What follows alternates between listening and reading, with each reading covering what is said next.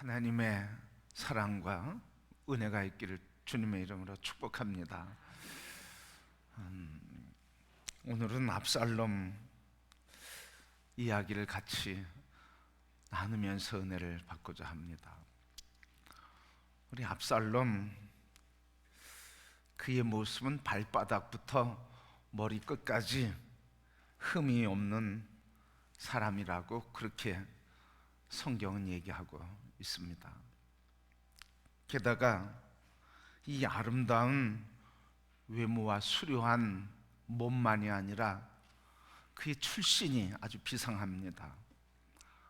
그의 외조부는 역시 왕이었습니다. 그리고 부친도 다윗 왕이었습니다. 왕가의 출신이었죠. 그래서 이 다윗은 태어나면서부터 압살롬에 대한 사랑과 기대를 갖고 있었습니다.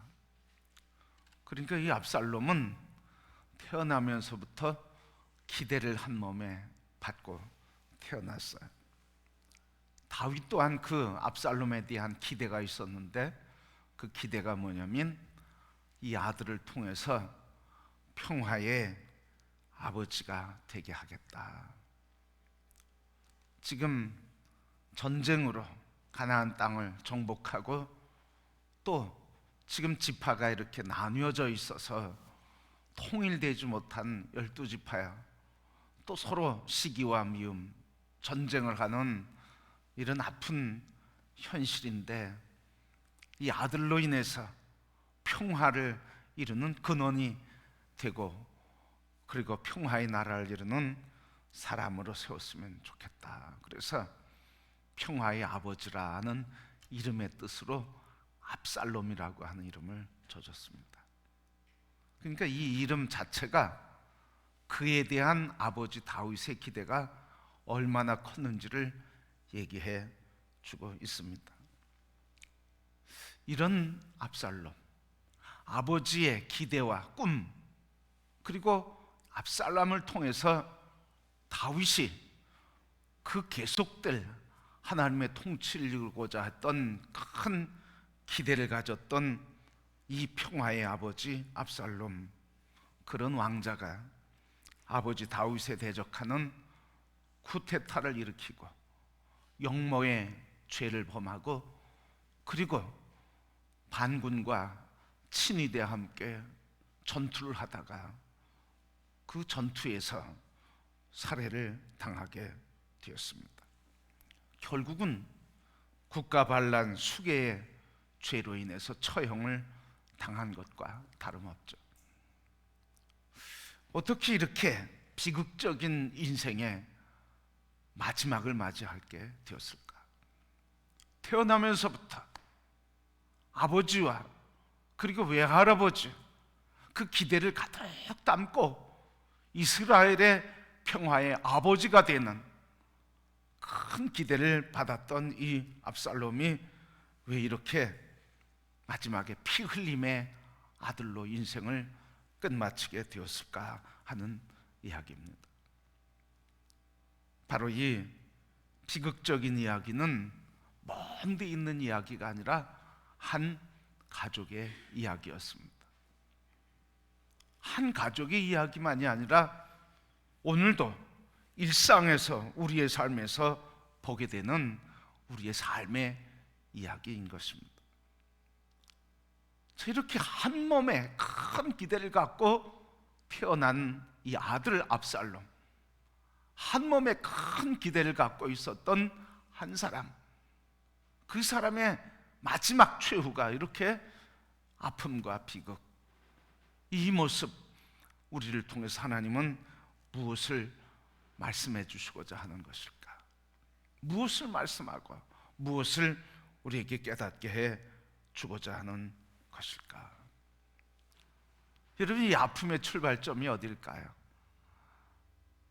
이 아픔의 출발점은 세밀하게 들여다보면 먼 데 있는 것도 아니고 외국에 있는 것도 아니고 어디에 있는 거예요?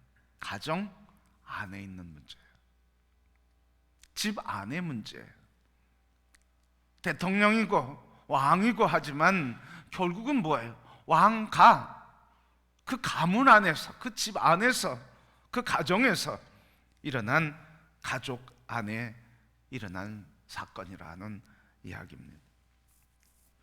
그 가정에 어떤 일이 있었기에, 또 압살롬은 그 가정에서 어떤 일을 경험했기에, 그래서 이렇게 아버지를 대적해서 국가를 전복하고 새로운 나라를 세우겠다고 쿠데타를 일으키며 생명을 건 싸움을 하게 되었을까? 압살롬에게 무슨 이런 한이 있길래 이렇게 아버지를 대적하며 그래서 전쟁을 벌였을까 하는 겁니다. 무슨 문제가 과연 있었을까요? 우리 가정의 사건들을 잠깐 살펴보면, 다윗은 예루살렘에 오기 전에 헤브론에서 7회 반을 통치했습니다. 7년 반을 통치하면서 아이를 낳았는데 아들을 6명을 낳았어요. 그러면 대략 한 1년 조금 넘지만 대략 1년에 한 명의 아이를 낳았어요. 근데 그것도 그 아이의 어머니는 다 다른 여자였어요.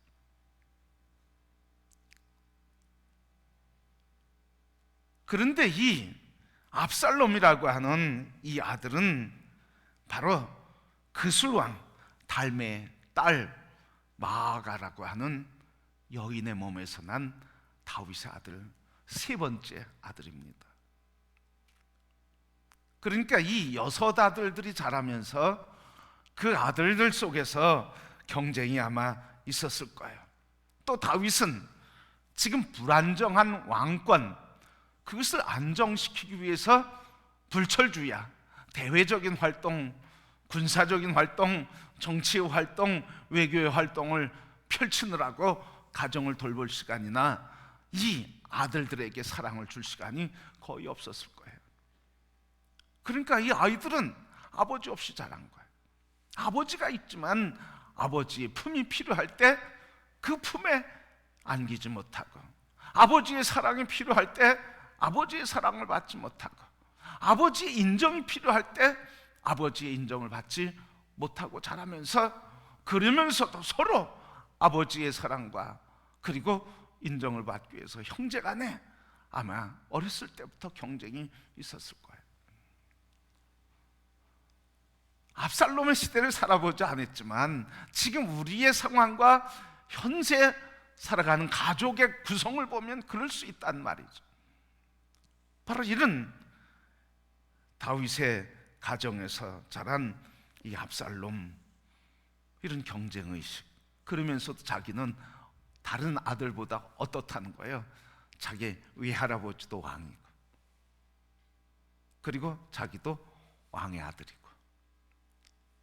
그러니까 이 압살롬은 자기 나름대로 자부심이 있었어요. 또 자존감도 있었어요. 외모로 봐도, 통째로 봐도 이스라엘에 압살롬이 나가면 큰 키에 머리카락이 쫙 솟으면서 그 머리카락을 보면서 사람들이 그 몸과 머리카락을 보면서 다른 사람보다 훨씬하고 그러면서 수려한 몸을 보면서 다윗이 압살롬에 대한 존중, 칭찬, 이런 게 있었단 말이죠. 그러니까 이 압살롬은 부모를 통해서 봐도, 형제들 간의 자기 신체 구조를 봐도 자기 자신이 자랑스럽게 생각한 사람, 그리고 자부심이 있고 자존감이 있고 눈에 띄는 사람이었다 하는 말이죠. 그것만이 아니라, 그 본인만이 아니라 다윗도 압살롬을 지극히 사랑했어요. 애틋하게 사랑했어요. 아픈 마음으로 사랑했어요. 이 압살롬의 누이 암논이라고 다말이 있었는데, 다말 아름다운 여인이었습니다. 그 미모가 얼마나 출중한지 몰라요. 그런데 자기의 형 암논이 이 다말, 자기 누이를 탐하면서 그래서 강간을 해버리고 말았어요. 그리고 내쫓았어요.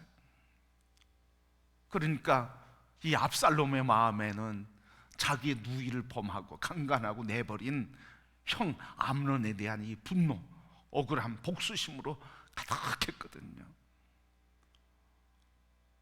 그런데 그 복수심이 있는데 그대로 하지 않고 2년 동안 기다렸어요. 아직은 힘이 없으니, 오늘 본문 앞에 보면 나오는 말씀인데, 아직 힘이 없으니 힘을 더 기르자. 그래가지고 2년 동안 그걸 다 감추고요, 표하지 않고요, 암논에 대한 이 복수심, 불타오르는 복수심을 2년 동안 숨기고 있다가 2년 지나서 아버지에게 이야기를 해서 형제들을 불러서 잔치를 벌이겠다고 하고, 그리고 그 잔치에서 암논을 살해해버리고 말았어요. 그리고 외할아버지 지역으로 망명을 갔어요. 그 망명을 갔는데 이 망명지에서 돌아오지 않고 3년 동안 망명지에 있었는데, 3년 동안 망명지에 있을 때 다윗은 이 압살롬을 그리워가지고 늘 그리움에 가득 차 있었어요. 그러니까 그것을 옆에서 보았던 요압이라고 하는 군대 장관이 그 모습을 보면서 너무 안타까우니까 사람을 시켜서 왕 다윗에게 이야기하게 해서 암논을 결국 압살롬을 데려오게 했어요. 그러니까 이렇게 자기의 아들을 죽인, 자기의 아들인 압살롬을, 자기 아들을 죽였음에도 불구하고 그 아들에 대한 이 애틋한 사랑의 마음이 그의 마음에 불을 듯 있었다는 이야기죠. 그것뿐만 아니라 사무엘하 18장 33절 말씀에 보면 압살롬이 반란을 일으켜서 국가 반란, 죄로 인해서 전투에서 결국 살해됐는데, 이 살해됐다고 하는, 죽었다고 하는 보고를 받고 그 압살롬 죽음에 대한 다윗의 태도가 나오는데요, 이렇게 고백하고 있어요. 내 아들 압살롬아, 내 아들 압살롬아, 내가 너를 대신하여 죽었다면 압살롬 내 아들, 내 아들아. 이렇게 아주 압살롬에 대한 아픈 마음으로 그 사랑을 고백하고 있는 거죠. 압살롬 자신도 자기의 존재에 대한 자존감, 자부심, 자랑스러움 뿐만 아니라 아버지도 이렇게 살인의 죄를 범했음에도 불구하고, 자기 형제를 죽였음에도 불구하고 아버지의 사랑은 끊이지 않고 있었다는 거예요. 그래서 죽었을 때 그 마음 비통에 잠겨서 내 아들 압살롬아, 내 아들아, 내 아들아, 내가 차라리 죽었으면 나을 뻔했다고 단식하면서 눈물 지면서 그 고통을 달랬어요. 자, 여러분, 이 정도 사람이면 대단한 사람, 대단한 일을 이룰 사람 아니겠습니까? 그런데 이런 아버지 애틋한 사랑이 있고, 그리고 압살롬, 아버지 다윗을, 이 사랑인데 압살롬은 왜 아버지를 대적했을까? 두 가지 사건을 보면서 압살롬이 그럴 수밖에 없었구나, 그럴 수 있는 사람이었구나 하는 것을 보여주고 있어요. 두 가지 사건 중에 하나는 뭐냐면 사무엘 18장 18절 말씀에 보면 이 왕의 골짜기에서 비석을 세워요. 그래서 18절 말씀 보면 압살롬이 살았을 때 자기를 위하여 한 비석을 마련하여 세웠으니 이는 그가 자기 이름을 전할 아들이 내게 없다고 말하였음이더라. 그러므로 자기 이름을 기념하여 그 비석에 이름을 붙였으며 그 비석이 왕의 골짜기에 있고 이제까지 그것을 압살롬의 기념비라 일컫더라. 여러분, 자기 아들이 없어서 기념비를 세웠다는 거예요. 그러면 여러분, 이 압살롬의 마음은 뭐였습니까? 아들을 통해서 자기의 나라를 계속해야 되는데, 그리고 자기의 삶을 기념해야 할 텐데 기념할 아들이 없으니까 스스로 기념했다는 거예요. 다시 얘기하면 이 압살롬은 자기 사랑이 이렇게 컸다는 거예요. 자기 애라고 그랬죠. 자기 애가 이렇게 컸다는 이야기를 보여주고 있어요.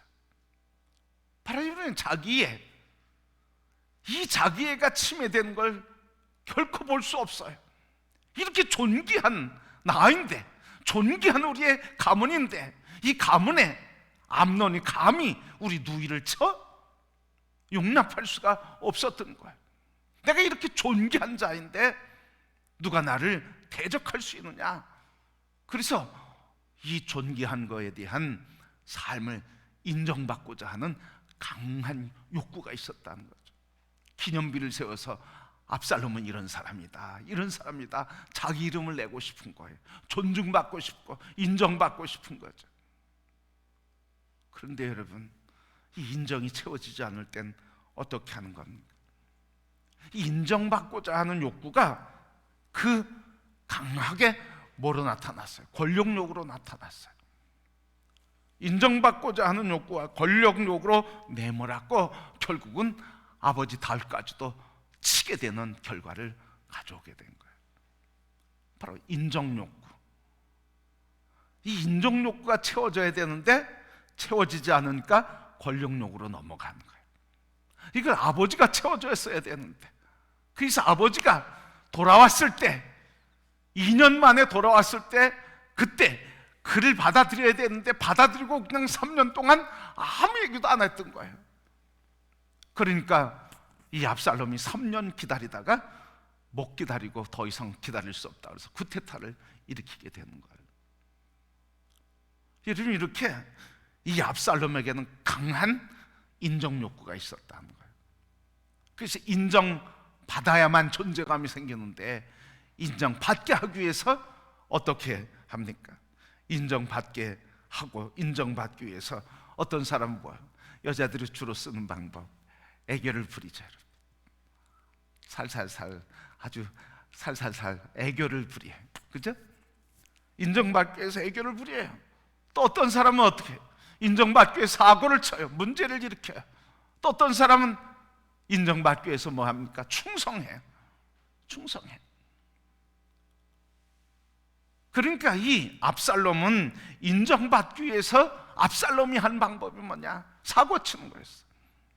그래서 이 인정받고자 사고치고, 그래서 자기 인정받고자 하는 욕구가 권력욕으로 나타나고 아버지에게까지 도전하게 되는 삶을 살게 됐습니다. 여러분, 이 남자에게는 일반적으로 인정받고자 하는 욕구가 굉장히 커요. 물론 여성도 그렇죠. 사람이 다 인정받고 싶어 해요. 그래서 자기를 인정해 주는 사람에게 뭘 바쳐요? 남자는 생명을 바쳐요. 자기를 인정해 주는 사람에게 생명을 바쳐요.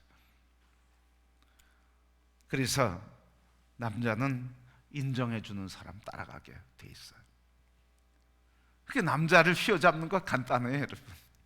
아내들도 남편 내 사람 되고 내 품 안에 있게 하는 거 간단해요. 뭐 해주면 돼요? 인정해 주면 돼요. 존중받게 해주면 돼요. 가치 있다고 하는 걸 평가해주고 인정해주고 받아들여주면 거기에 생명을 거는 거예요.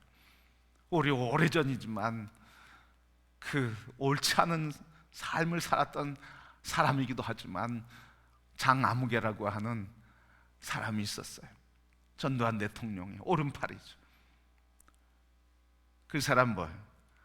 자기의 주군에게 충성을 다해요. 생명을 바쳐서. 왜? 그 사람이 자기를 인정해 주니까.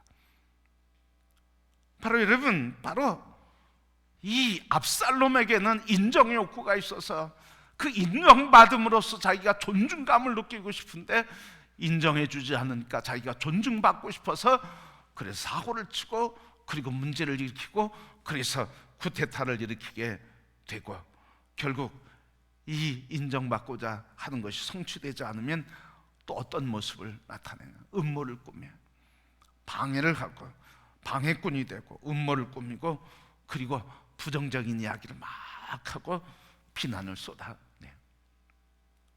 저 사람이 나를 인정해주지 않는 사람에 대해서 비난하고 비판하고 부정적인 이야기하고 거짓 소문을 퍼뜨리고 음모를 꾸미면서 저 사람을 무너뜨리려고 하거든요. 오늘 우리의 인생에 필요한 것이 무엇인지를 가르쳐 주고 있습니다. 우리 삶에 필요한 게 뭐라는 거예요? 존재에 대한 존귀함을 인정해주고 인정받는 것. 여러분, 한 분 한 분이 존귀하다고 하는 걸 인정받을 때 행복한 거죠. 그게 행복이에요. 가정에서 다른 게 행복 아니에요. 아내도 남편도 서로에게 존중받는다고 할 때 행복한 거예요. 돈이 아무리 많아도 소용이 없어요. 이 압살롬, 여러분, 외가나 친가나 다 왕가예요. 그런데도 인정받지 못하면 아무 소용이 없다는 거예요. 인정받지 못하면 인정받기 위해서 삶을 편법으로 살아갈 수밖에 없다고 하는 말이죠. 그러나 여러분, 오늘 우리에게 이미 이렇게 장성한 우리들에게 우리를 늘 인정해 주는 사람이 누가 있겠습니까? 어디 가도 누구에게 항상 인정받을 수 있는 사람은 아무도 없어요.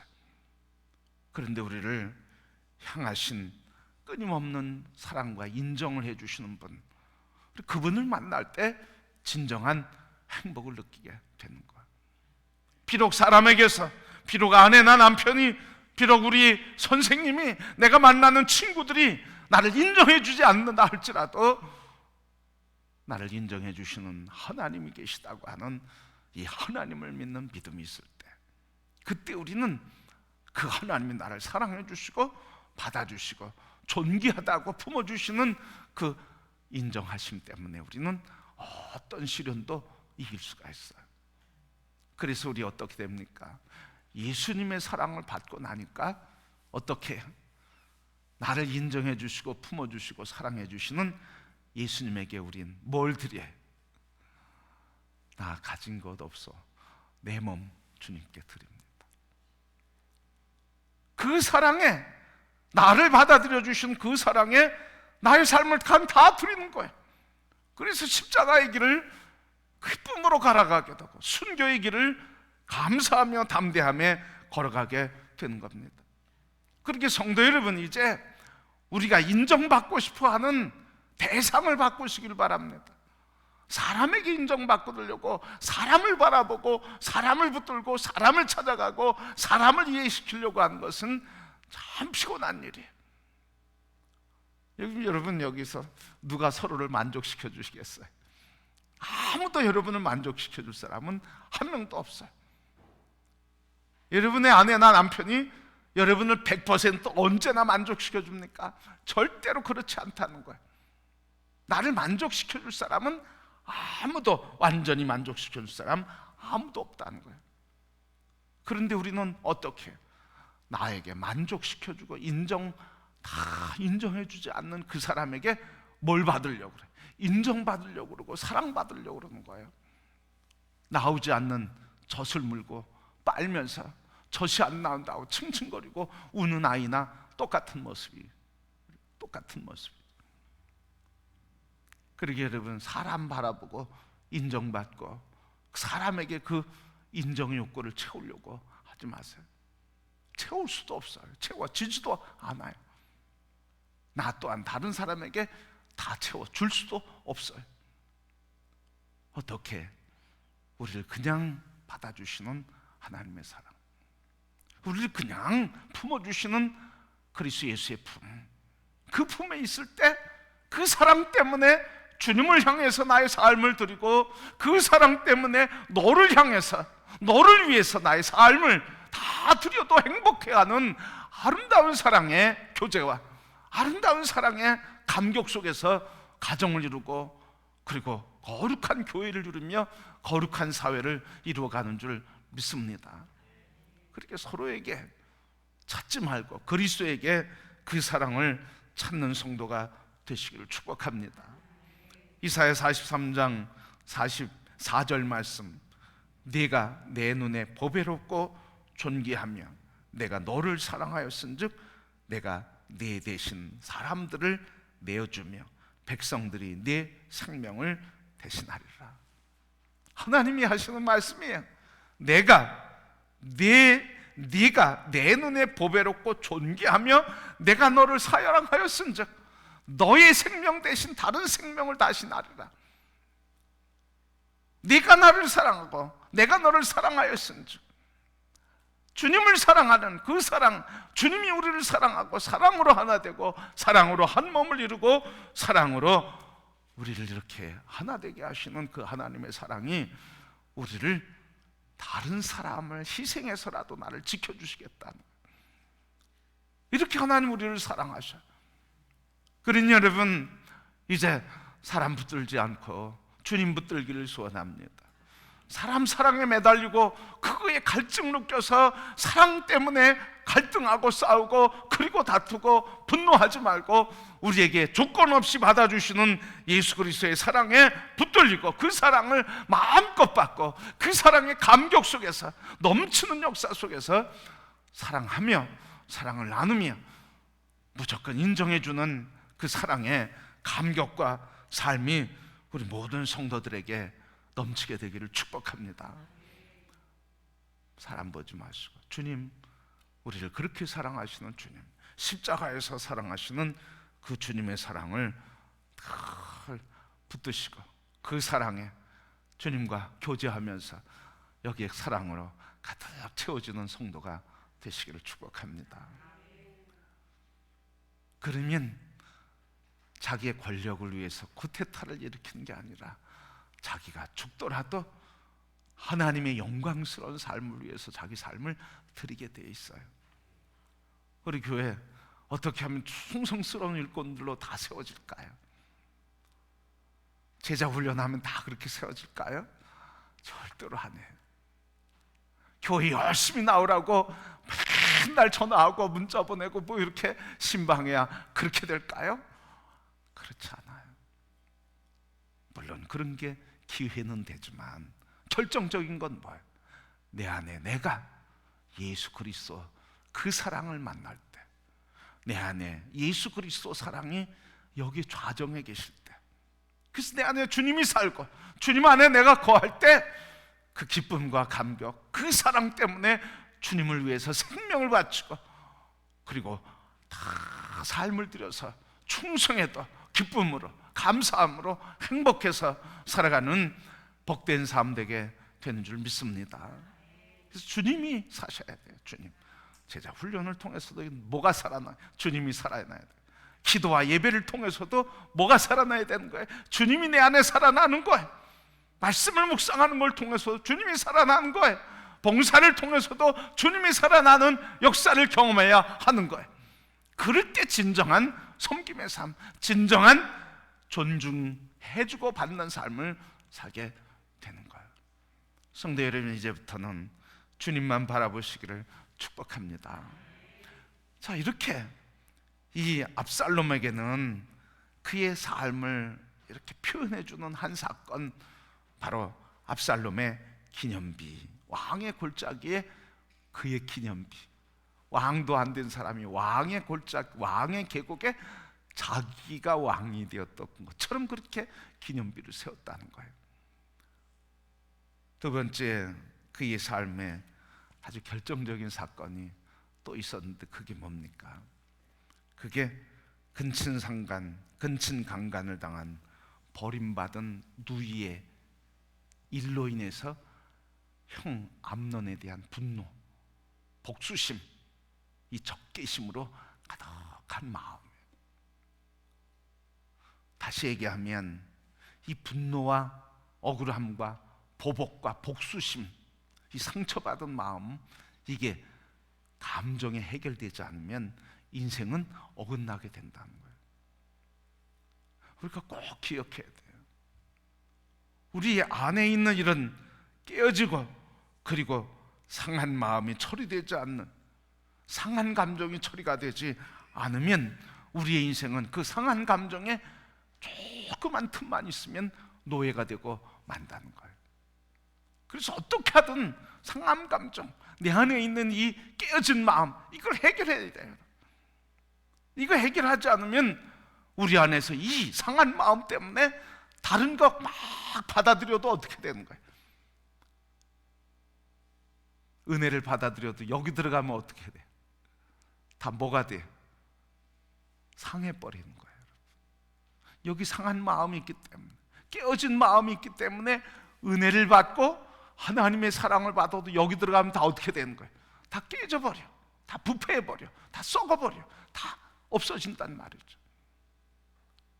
그래서 은혜를 받아도 이 안에 있는 이것 때문에 결국은 은혜를 많이 받으면서도 삶이 변화되지 않고 결국은 이상한 마음, 깨어진 마음, 압살롬이 복수하고자 하는 이 마음이 결국은 인생을 파괴시키게 되는 거예요.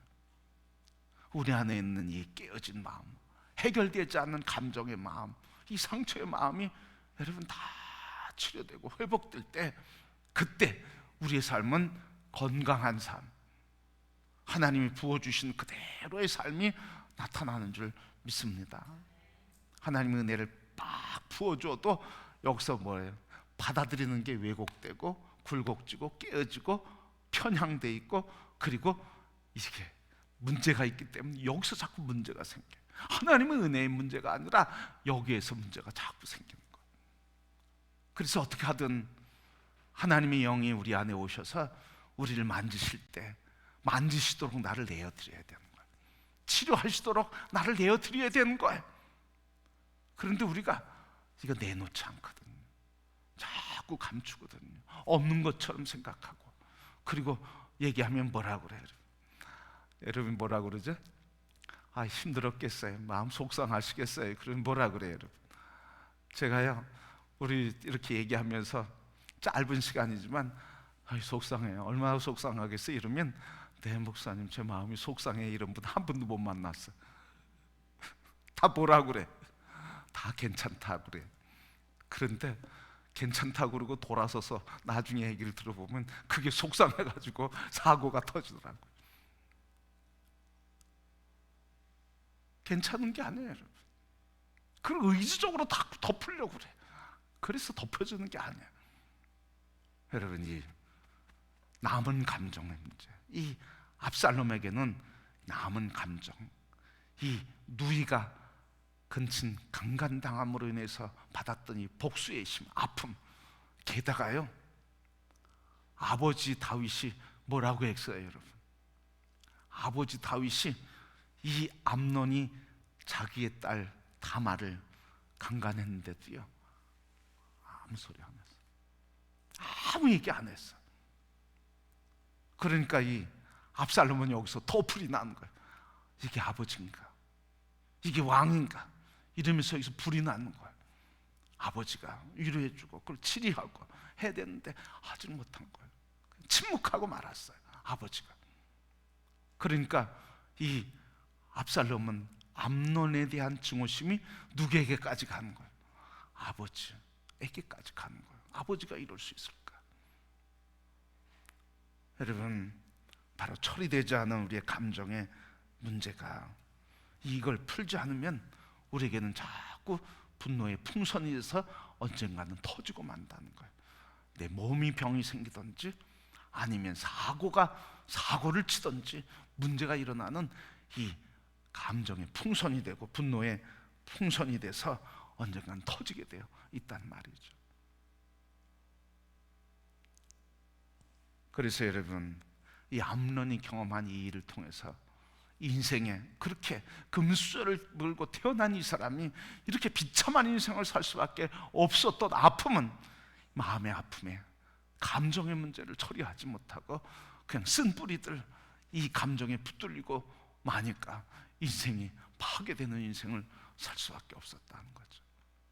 그러나 여러분, 우리에게는 우리 주 예수 그리스도가 계셔서 수고했다, 무거운 짐 졌구나, 다 내게로 오라. 주님이 우리를 받아주시면서 내가 너의 모든 죄를 짊어지고 십자가에 내가 죽으면서 너의 죄를 대신 내가 짊어지고 죽었다.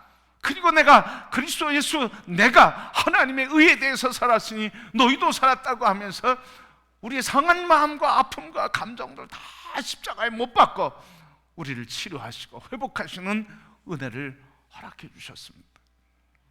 그러게 성도 여러분, 이제 우리는 그리스도 예수를 믿는 우리들은 죄와 사망의 법에서 생명과 성령의 법으로 우리를 깨끗게 하시고 온전케 하시는 십자가의 능력으로 우리를 새 사람 지어 주셨으니, 이를 믿는 믿음으로 살아가는 성도가 되기를 축복합니다. 그러면 여러분, 이 믿는 믿음으로 살아가는 삶은 어떤 거냐는 거죠. 이 믿음으로 살아가는, 그래서 이 나를 그리스도 예수 안에 생명과 권능 성령으로 새롭게 하셨다고 하는 것을 믿는 믿음은 바로 그것에 나의 마음, 나의 삶을 그냥 맡기는 거예요. 주님이 사랑하라 그랬으면 뭐 하는 거예요? 사랑할 수 없는 여기 마음, 그런데도 하나님 나를 용서해 주었으니까 용서의 마음으로 사랑하는 그 사랑을 눈물 흘리면서라도 고백해야 돼. 하나님 앞에 엎드려서 난 저 사람 용서할 수 없습니다. 근데 용서하라고 주님 말씀하시니 제가 어찌하면 좋겠습니까? 그래서 주님이 나의 삶을 완전히 사로잡을 때까지 예수 그리스도 앞에 엎드려서 기도하고, 그리고 기도할 때 힘 주시는 그 주님의 힘으로 의지하고 그 말씀에 나를 내어드려서 용서할 수 없는데 그 사랑의 감격 속에서, 능력 속에서 용서를 선포하고 사랑을 선포하며, 그래서 나를 주의 말씀에 내어드리는 삶, 이게 믿음의 삶이에요. 근데 우리는 머리로는 아멘 하지만 우리가 삶으로 순종하는 데까지 가지 못할 때 우리의 믿음은 온전하지 못하다는 말씀이죠. 성도 여러분, 이제 우리가 시작 그리스도 예수 안에서 우리는 하나님의 형상으로 다시 회복해 주셨고, 에덴의 기쁨을 다시 주셨고, 자녀의 권세를 주셨고, 그리고 이 땅을 다스리고 통치할 왕 같은 제사장의 직분도 주셨고, 사명도 주셨고, 그리고 우리에게 모든 족속을 다 제자 삼으라고 하는 이 위대한 사명과 계명 명령을 주시고, 그것을 감당할 수 있는 성령의 권능으로 우리를 갑주입혀 주셨는데, 이제 우리가 할 일은 무엇입니까?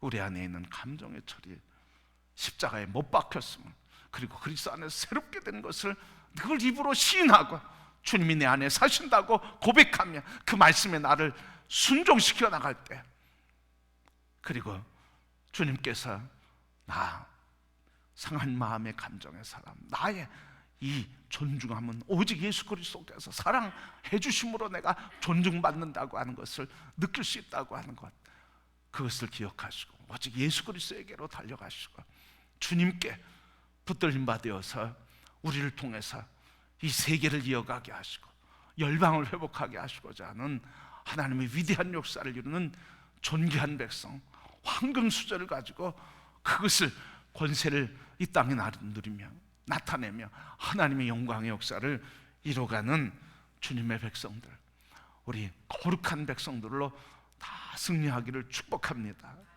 압살롬, 바로 이렇게 외가나 친가의 왕가의 후손으로, 그리고 그 아버지 다윗에 의해서 너는 평화의 아버지가 될 것이라고 하는 온 기대를 한 몸에 받았던 그 압살롬, 그러나 그 마음에 오직 하나님으로부터 오는 그 사랑과 존중을 받지 못하고 그것을 붙잡지 않고 사람을 붙잡고 마음에 있는 상함과 아픔, 그것을 십자가에서 다 용서하시고 용서해 주신 십자가의 사랑, 그 사랑을 붙잡지 못하고 자기 감정에 붙들릴 때 인생은 파괴될 수밖에 없었지만, 오늘 우리에게는 우리를 치료하시고 회복하신 예수 그리스도가 계시네. 성도 여러분, 주님만 붙들기를 축복합니다. 그 이름은 능력입니다. 그 이름은 치료입니다. 그 이름은 우리를 다시 살리는 생명입니다. 그 이름은 우리가 가야 할 길을 열어주시는 길이 되시고 능력이십니다. 그분을 붙잡을 때 그분이 내 안에서 그의 역사의 영광의 삶을 살게 승리케 주실 줄 믿습니다. 우리 모두가 다 그리스도 예수 안에서 이 길을 함께 가는 영광스러운 왕 예수 그리스도의 자녀로 다 함께 가시기를 주의 이름으로 축복합니다.